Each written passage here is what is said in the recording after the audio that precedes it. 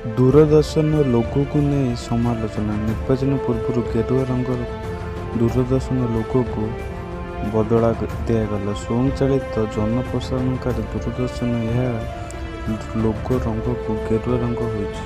ନିକଟରେ ଏକ୍ସରେ ଏକ ନୂତନ ପ୍ରମୋଶନାଲ ଭିଡ଼ିଓ ସେୟାରରେ ଡିଜି ଏହି ନୂଆ ଲୋଗୋ ବିଷୟରେ ସୂଚନା ଦେଇଛନ୍ତି, ଯାହାକୁ ସହଜରେ ଗ୍ରାହକମାନେ ଗ୍ରହଣ କରିପାରୁନାହାନ୍ତି। ଦର୍ଶକ ଡିଜି ପୋଷ୍ଟ କ୍ୟାପସନରେ ଲେଖାଯାଇଥିବା ଯଦି ଆମର ମୂଲ୍ୟ ସମାନ ରହିଛି, ଆମେ ବର୍ତ୍ତମାନ ଏହି ନୂତନ ଅବତରଣ ଉପଲବ୍ଧ।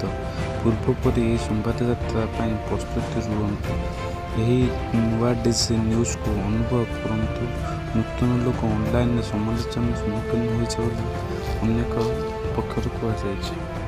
ନିର୍ବାଚନ ପୂର୍ବରୁ ଏ ଲୋଗୋ ଅନଲାଇନରେ ସମାଲୋଚନାର ସମ୍ମୁଖୀନ ହୋଇଛି। ଅନେକ ଉପଭୋକ୍ତା ଦର୍ଶାଇଛନ୍ତି ଏହି ଗେରୁଆ ରଙ୍ଗର ଲୋଗୋ ନିର୍ବାଚନ ପୂର୍ବରୁ କାହିଁକି ଉଲ୍ଲେଖନ କରାଯାଇଛି। ଏହା ଏକ ରାଜନୈତିକ ଦଳ ନୁହେଁ ତ?